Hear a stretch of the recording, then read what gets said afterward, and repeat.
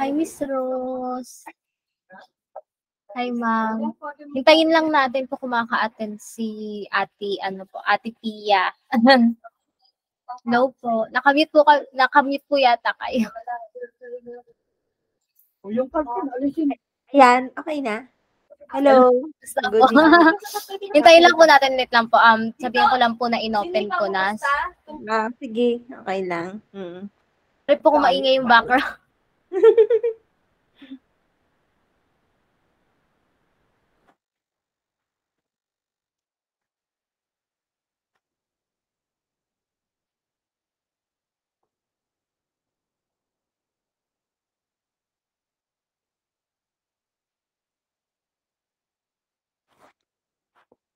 Saba kayo, ma'am, ngayong week habang naghihintay po tayo saglit.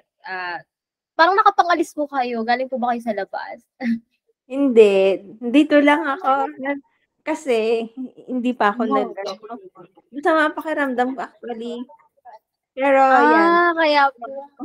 Pero buti pumatid pa rin po kayo, di ba? At least hindi po reason yung sama ng pakiramdam. Kasi po, di ba yung iba, Opo. Kasi di ba po yung iba pag masama pakiramdam, ano na muna. Ano kasi sa akin nung actually dati ako kasi basta pag may sakit ako, minsan, nagpe-pray lang ako, gumagaling agad ako lalo pag yung buo yung faith ko ba. Tapos nililihans ko yung kamay ko.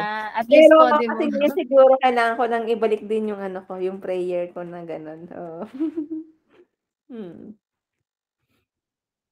Kung maka-join si Ate Pia. Actually po, si Ate Pia, ano siya, lady guard namin before. Di ba po nung lumipat ako sa Hobby Bean, nag-apply pa ako sa yung, ewan ko po kung familiar kayo sa Tulid Jewel na cakes and pastries. Parang doon po yung yun yung mga products namin, cakes, tapos yung Cold Stone na ice cream, kung familiar po kayo. Doon ako lumipat.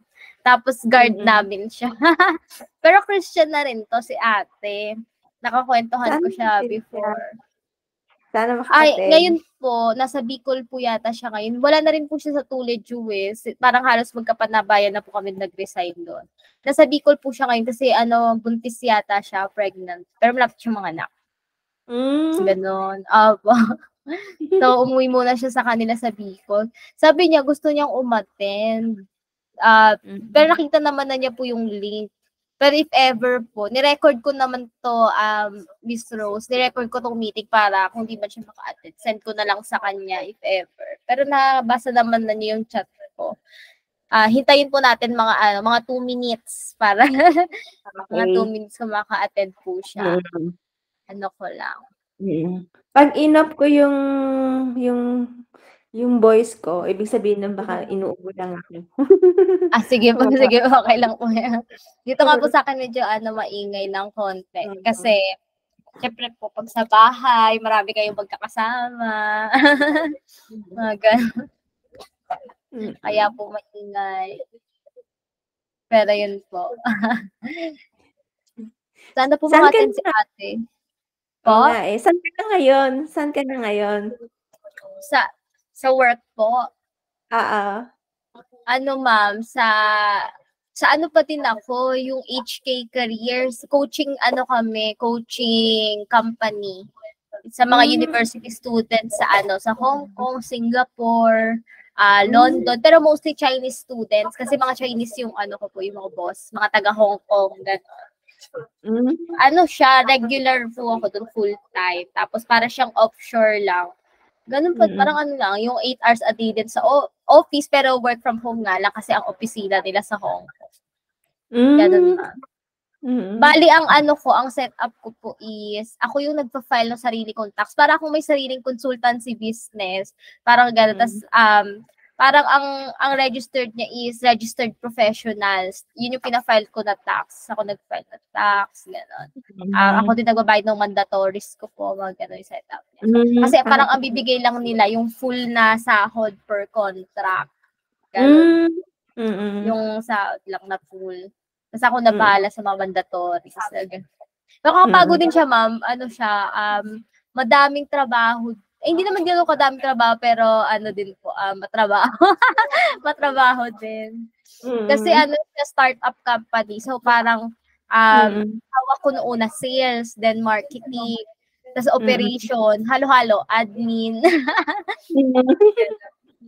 Dami.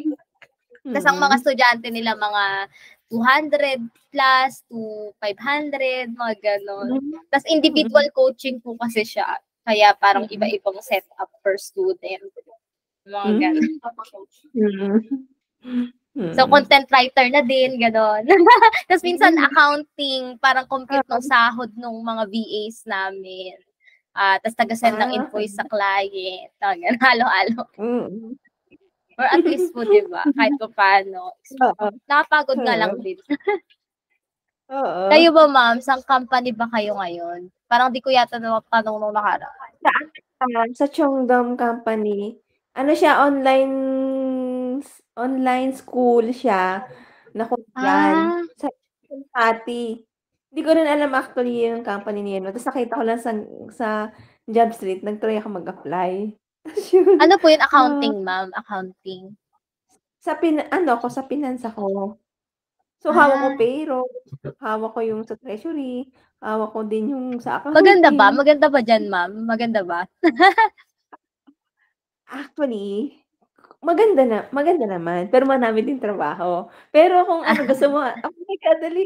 Kasi kung loloobin ni God, pero sabi declare nga, pero hindi ko pa rin ina-assume. Parang kukunin ata ako ng best friend ko sa Dubai, sabi nga, kung gusto mo 'pag kung matuloy ako punta ka ikaw naman diyan sa ano, sa Cheongdam. Sige po, ma'am, 'pag ano, kasi pinag-isipan ko, 'di medyo madami kasing trabaho sa'min. Oo.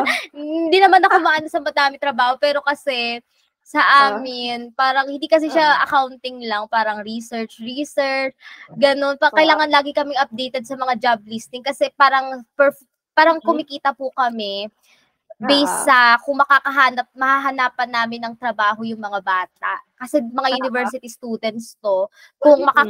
mabibigyan sila ng offer letter sa mga malalaking firm like JP Morgan, Barclays, yung mga gano'ng Oo. company, Big Four.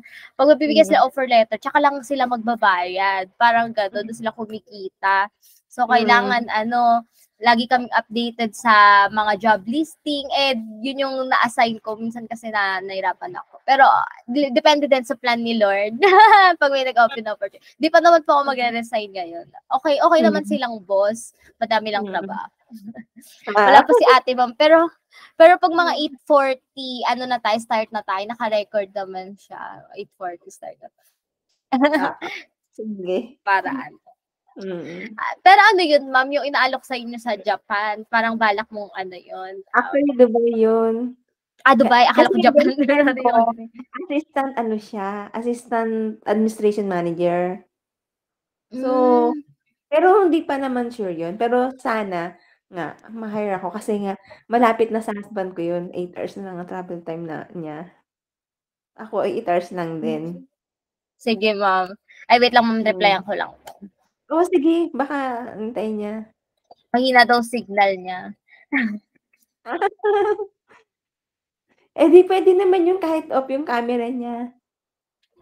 Kaya nga po sabihin ko Di na lang okey na makinig na lang po siya, oo, then patay para lang po camera, and kahit makinig lang po oo, muna kayo. hmm. Lang po Kahit muna kayo. online pa nag-hi. Kaya nga po, Bicol po kasi, 'di ba po mahina internet sa Bicol. Oo. Mahina internet sa Bicol. Sana nga Kaya ayusin ang ano, internet sa buong Pilipinas. oo nga po. Yun yung ano, patay daw. Hintayin ko lang po. Hintayin ko lang po yung reply niya tapos start na tayo. 'Pag hindi siya naka-join, send na lang ako ng recordings. Sige, ni-record ko na.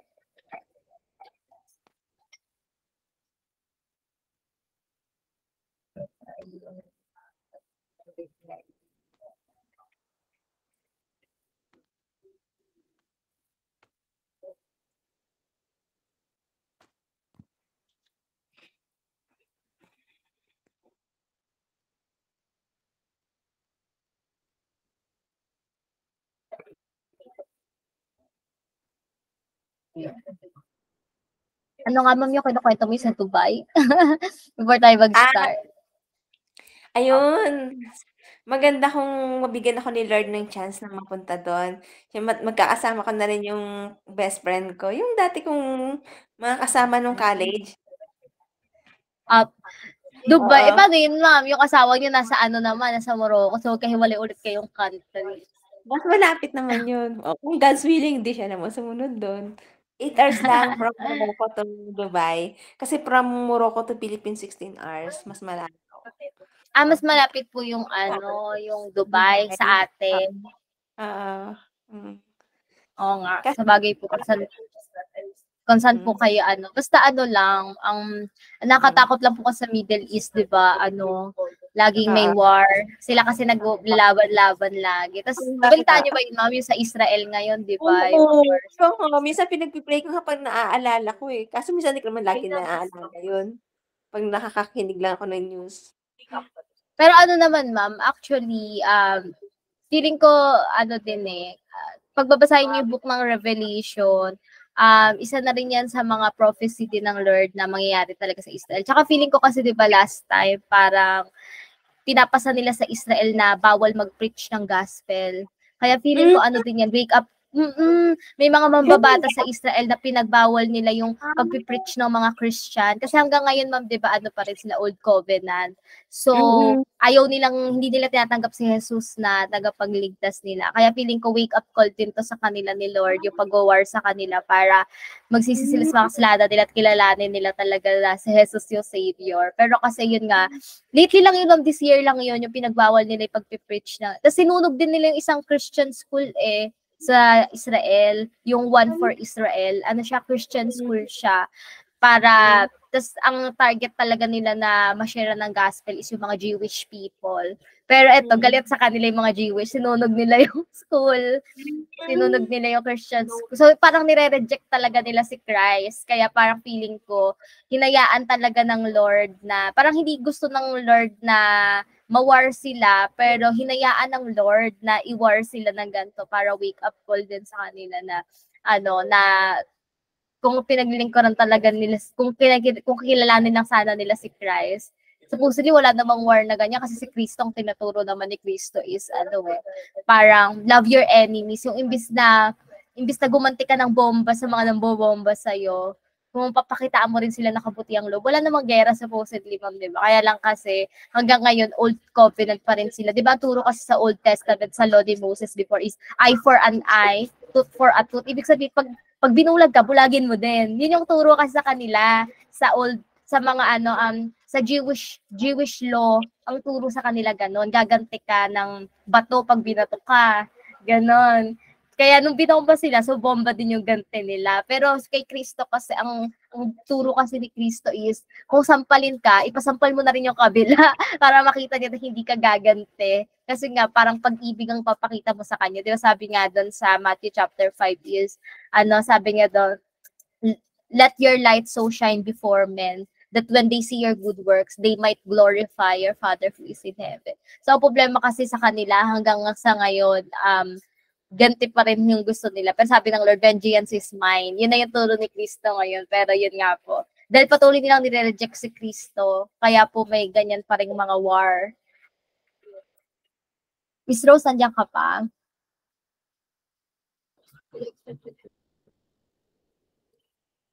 Yata, ma'am, mahina din yung signal mo. Pag po, ma'am, pag naghahang po kayo, pwede niyo pong patayin muna yung camera niyo. Tapos, a little later. Para, ma'am. Pero yun nga po, tuloy na natin. Matthew chapter 2 na po tayo, no? Share ko lang yung Matthew chapter 2. Basahin muna siya natin. Ayan. Ko lang po, lipat ko lang po kasi nasa 11 pala.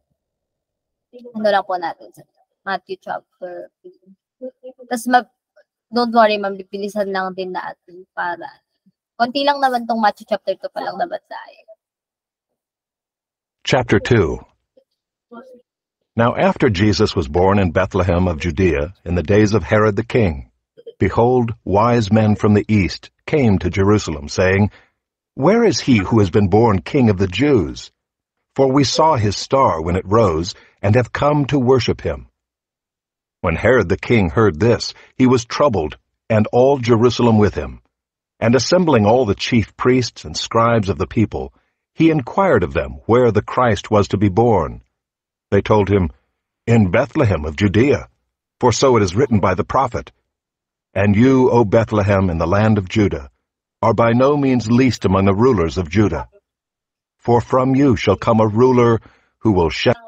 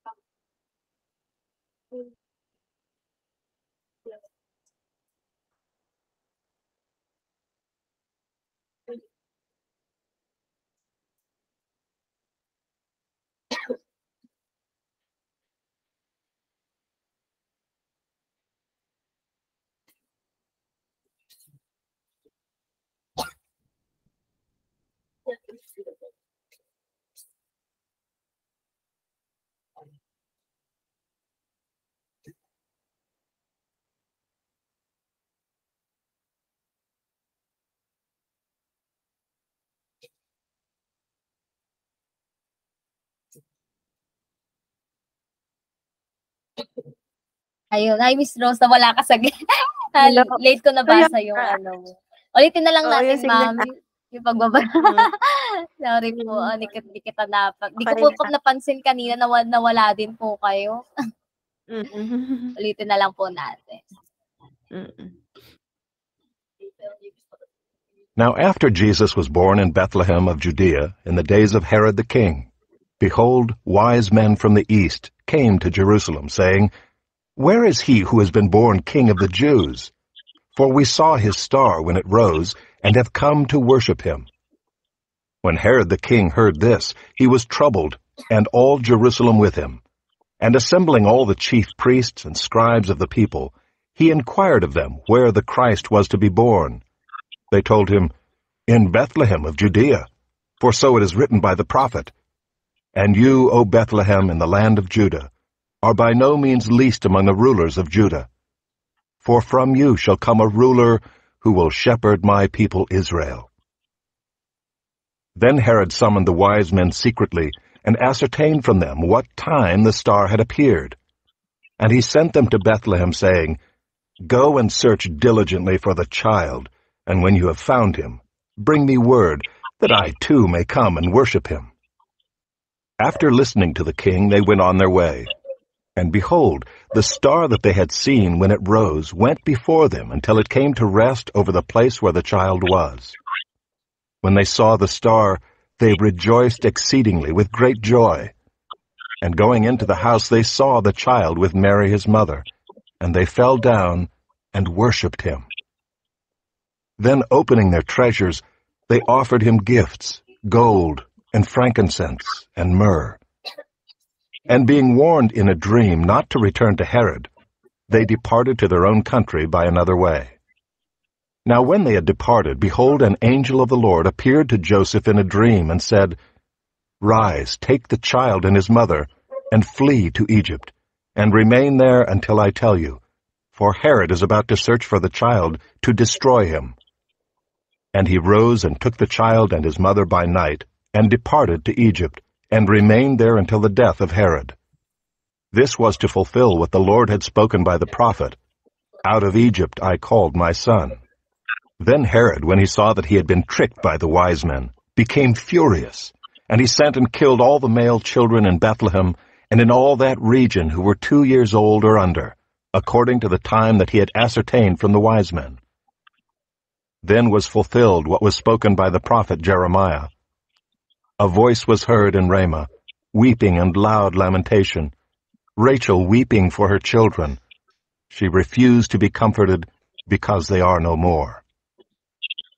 But when Herod died, behold, an angel of the Lord appeared in a dream to Joseph in Egypt, saying, "Rise, take the child and his mother, and go to the land of Israel, for those who sought the child's life are dead."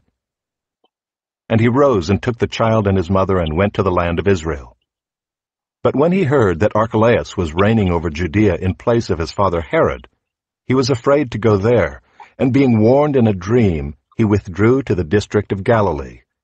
And he went and lived in a city called Nazareth, so that what was spoken by the prophets might be fulfilled, that he would be called a Nazarene.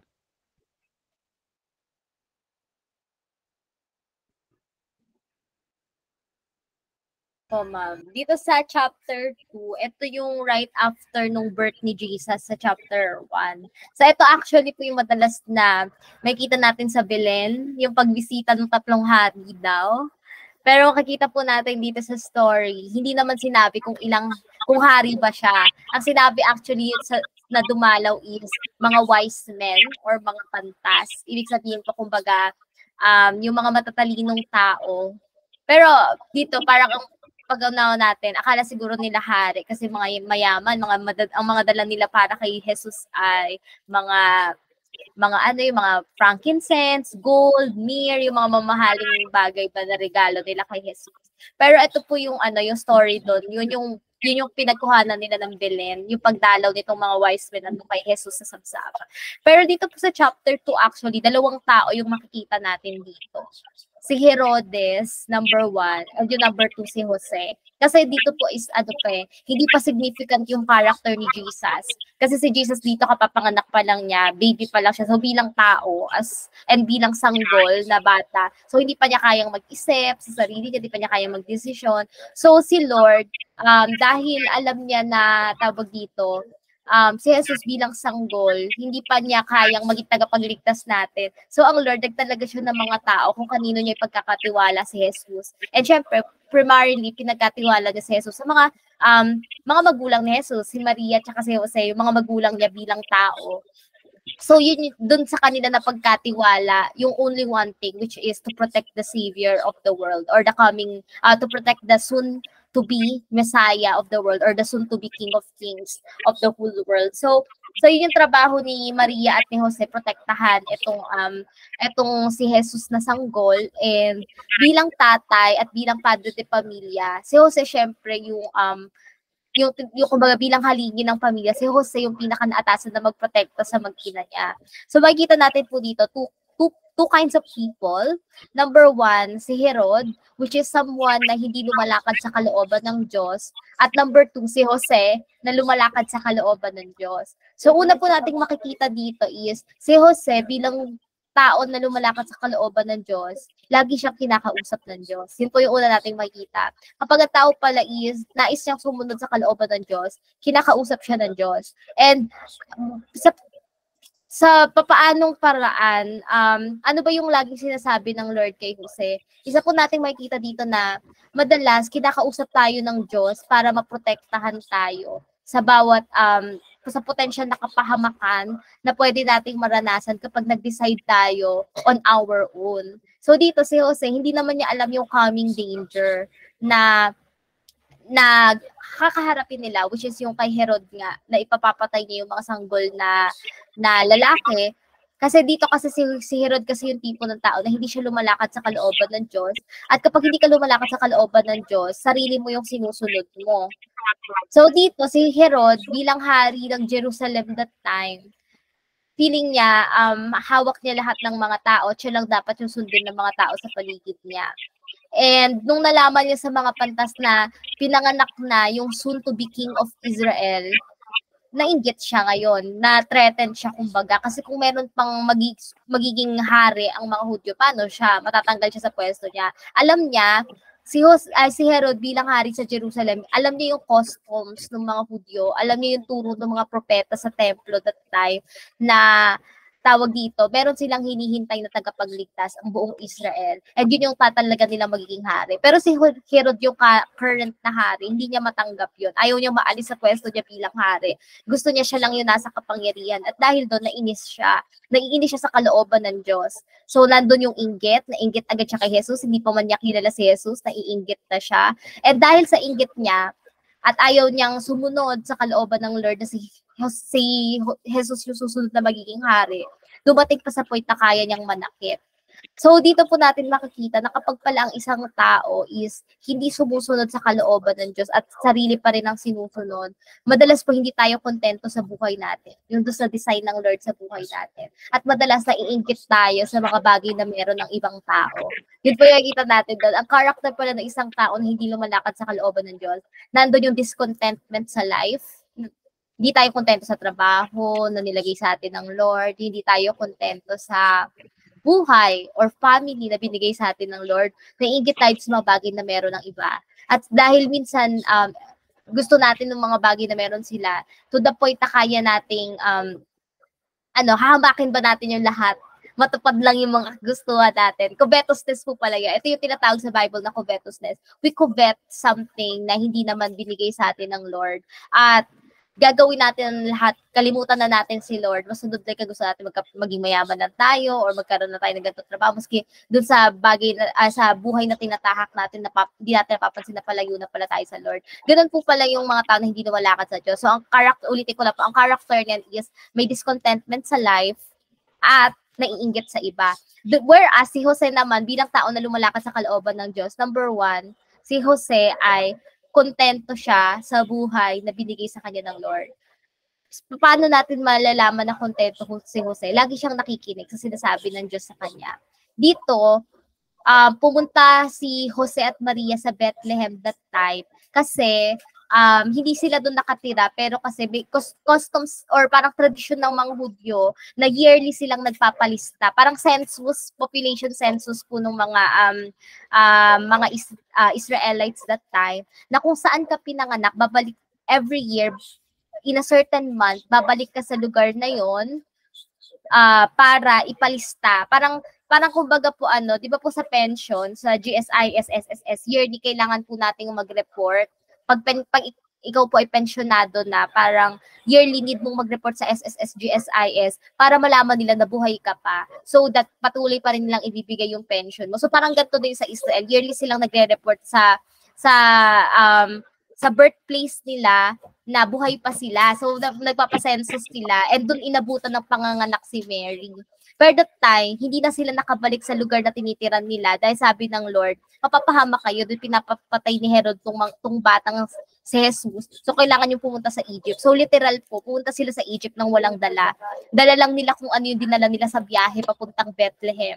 So, dito natin makita na isang taong kontento sa buhay at disenyo na binigay sa kanya ng Lord is, lagi kang nakikinig sa sinasabi ng Diyos, nagtitiwala ka na yung leading sa'yo ng Lord is yun yung pinaka-best best life na design sa'yo ng Lord. Lagi ka nakikinig despite of hindi mo alam kung ano yung dadatdan sa isang lugar. So dito si Jose at Maria, iniwan nila yung buhay nila. Pumunta sila sa Egypt. Hindi nila alam. So kinakausap sila ng Lord. Sumusunod sila sa Lord dahil kontento sila na kung ano man yung sabihin sa kanila ng Lord, yun yung ikabubuti ng buhay nila. And isa pa pong makikita natin dito is, madalas, ang direction sa atin ng Lord is warning sign. Kasi kung hindi po nakinig si Jose, mapapahamak sila mamamatay si Jesus, mawawalan tayo ng tagapagligtas, mawawalan tagapagligtas ang buong mundo. So dito, si Jose, nakita niya na minsan, ang pagkausap pala sa atin ng Lord is, ganito po, parang, huwag kang pumunta sa lugar na yan kasi mapapahama ka. Huwag mong gawin yung bagay na yan kasi hindi yan makakabuti sa'yo. So, ganun po sometimes. Sometimes kasi po parang ang akala natin, ang blessing ng Lord sa buhay natin is, tawag dito, kapag binigyan niya tayo ng bahay, binigyan niya tayo ng magandang trabaho, hinayaan niya tayong makapag-travel, hinayaan niya tayong magkaroon ng mga gantong damit or ng sasakyan, ng any material blessing. Pero tayong mga tao, hindi natin kino-consider na blessing yung protection na binibigay sa atin ni God. So, dito po makikita natin na hindi pala lahat ng blessing is in the form of material things. Makikita po natin na sometimes blessing comes in a way na tinuturuan tayo ng Lord sa decision-making natin. Blessing din po pala yun kapag tinuruan tayo ng Lord para ma-distinguish kung ano yung tama at mali na gagawin natin sa buhay natin. And dito, dahil sa pagsunod ni Jose sa kagustuhan ng Lord, nakaligtas sila sa potential na kamatayan kasi ipapapatay sila ni Haring Herodes.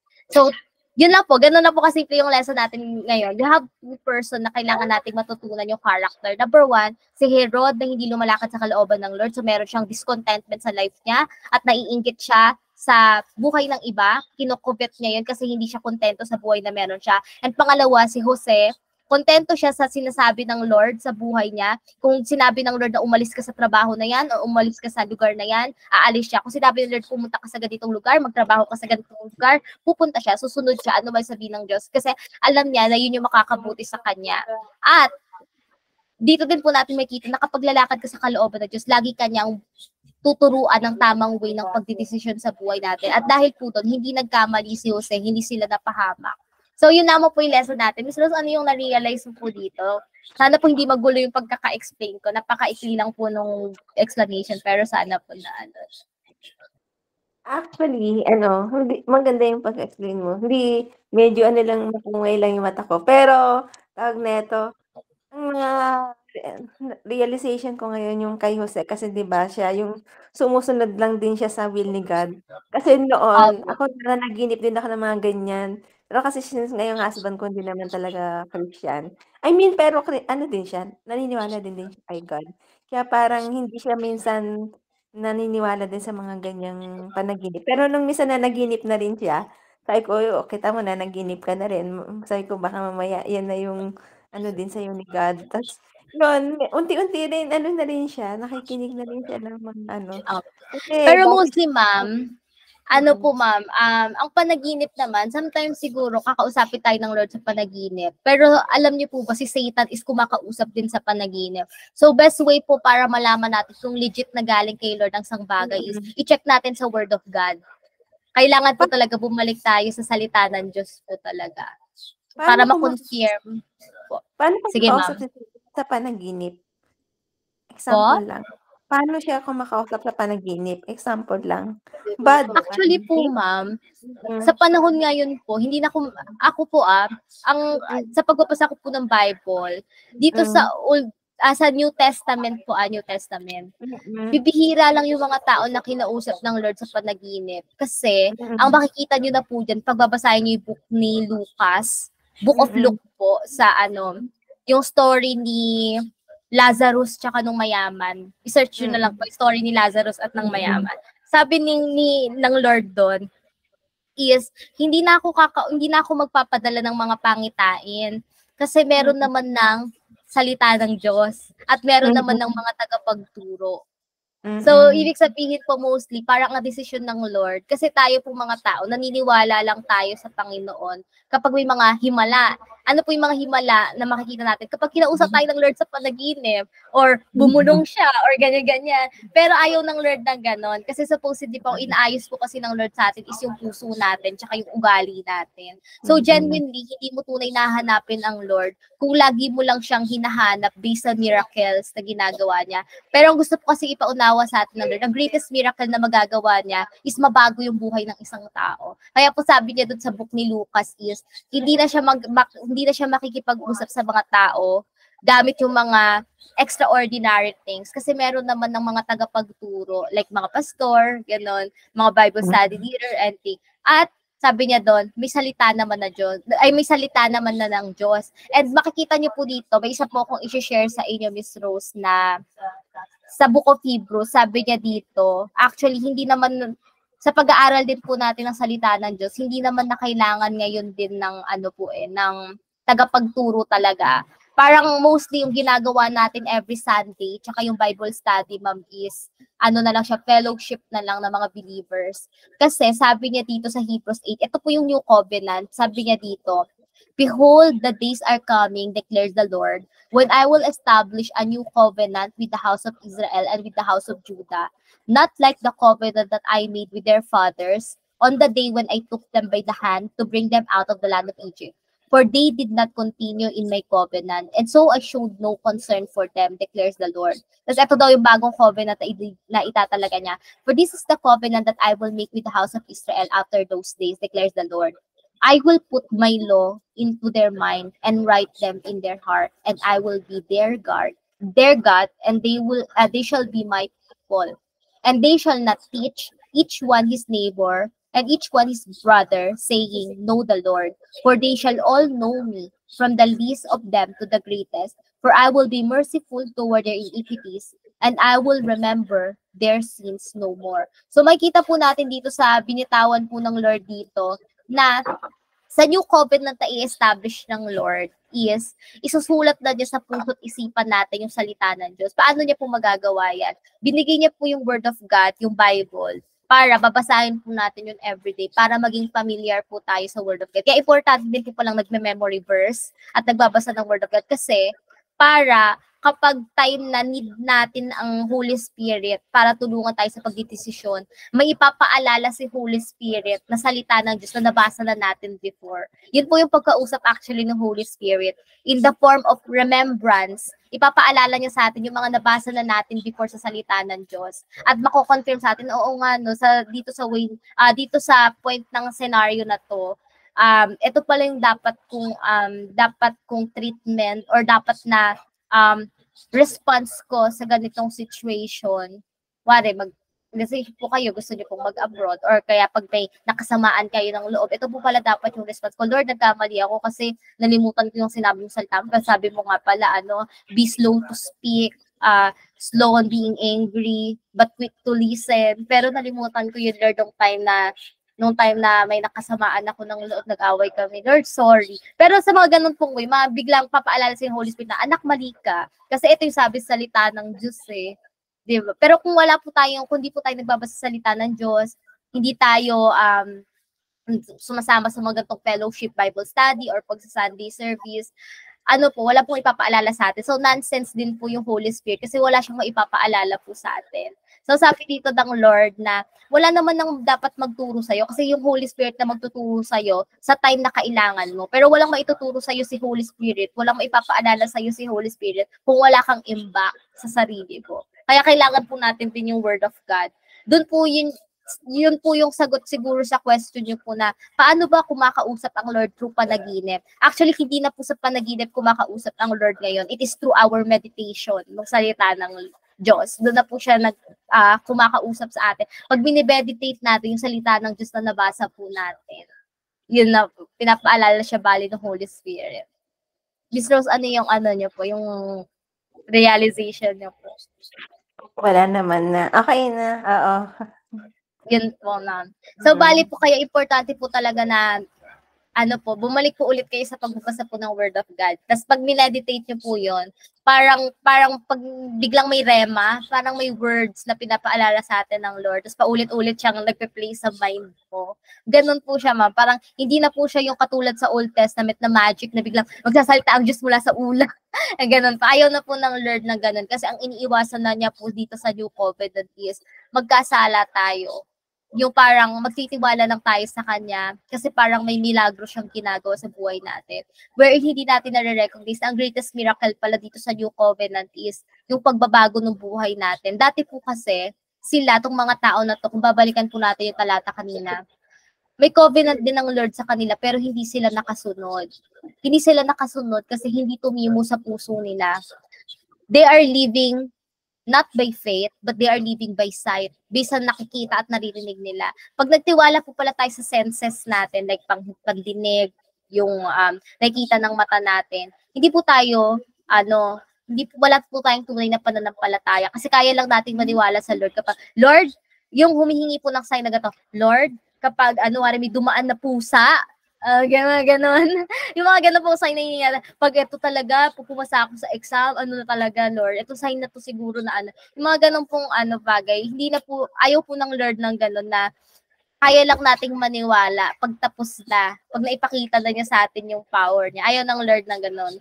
Kasi po, hindi na de-develop yung faith natin sa ganon. Sometimes, bibigyan pa niya tayo ng problema kasi through those trials, doon po natin na-exercise yung faith natin kung kaya ba nating magtiwala na hanggang dulo sasamahan tayo ng Lord sa mga ganito problema. Ito na po yung sa New Covenant, yung bagong tipan na pinapaunawa ng Lord sa atin na hindi na siya about material blessings, kundi it's about how we will live our life by faith.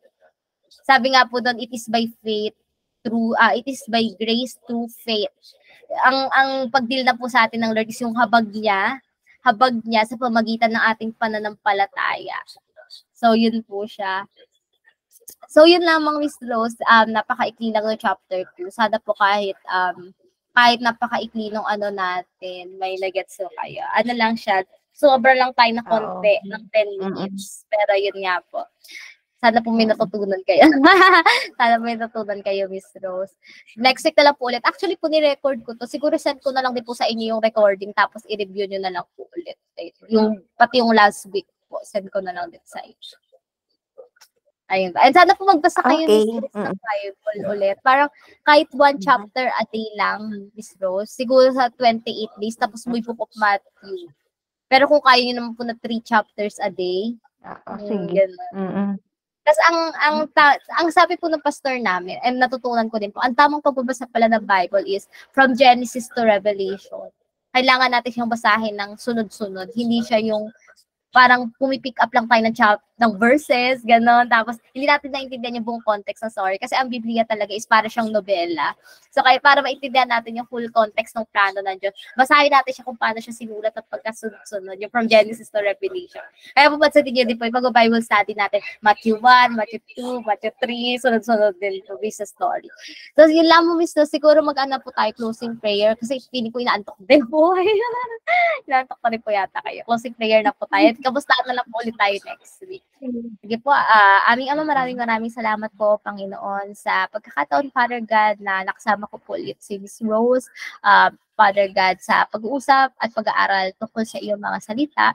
Nawa po, Panginoon, tunay na sa pag-aaral ng mga ganito, ma-develop yung aming pananampalataya, Panginoon, at magkaroon kami ng kontentuhan at kapayapaan, Father God, sa piling mo, Father God, at nawa po hindi kami magnasa ng sobra-sobra sa buhay namin na to the point, Father God, nakakalimutan ka po namin, Panginoon. Lord, nawa po magpatuloy po yung mga ganitong gawain, Father God, at nawa po sa aming pag-aaral, Father God, yung Holy Spirit ay tunay na mag-usap sa aming puso't isipan, at na-inspire kami na mag-aaral pa po ng yung mga salita, magbasa ng Biblia, Father God, i-apply ito sa aming mga buhay, Panginoon. Lord, maraming salamat po, dinadalangin ko din po, Father God, si Ate Pia, nawa po next week, maka-join po siya, Father God.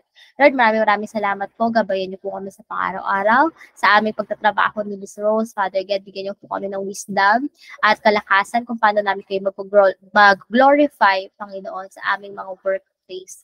At maging ilaw kami daw sa aming mga katrabaho. Lord, maraming salamat po. Dinadakila po namin kayo, pinapasalamatan sa tanging pangalan ng inyong anak si Jesus. Amen.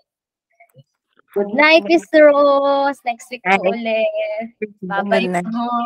Bye-bye po. End ko na po. Bye-bye po. Good night.